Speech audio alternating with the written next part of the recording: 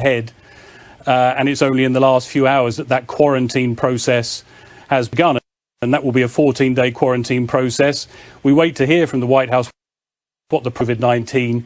Now, she has been traveling with the president throughout this week. She was on that trip to Cleveland in Ohio. Trump has tweeted saying that he and the First Lady have tested positive for COVID-19. Let's go straight to Los Angeles and our US correspondent, Greg Milam. Morning to you, Greg. I mean, we knew this was a possible. Yeah, it is. I mean, this is a tweet 5 to 1 in the morning in Washington, and that tweet from the president saying we will get through this together. But you're right, it's been coming in the last couple of hours, and I can take you through what happened. Excuse me. Hope Hicks, who's one of the closest, if not the closest advisor to Donald Trump, was confirmed a few hours ago as having tested positive for COVID-19.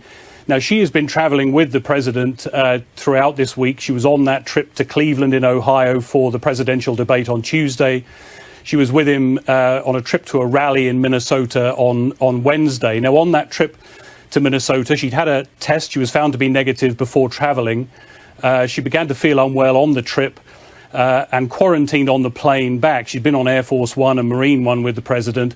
She tested positive when she got back, and that was on Wednesday night. Is the President of the United States now confirming to the world that he and the First Lady of the United States have both tested positive for the coronavirus, and they will quarantine. The president tweeting out just moments ago here in the United States, 12:54 a.m., said tonight, Flotus and I tested positive for COVID-19. We will begin our quarantine and recovery process immediately. We will get through this together. Again, the president of the United States confirming via Twitter that he is now tested positive for COVID-19, and the First Lady as well. We have been. Good afternoon. We have breaking news out of the United States where Donald Trump has tested positive to COVID-19.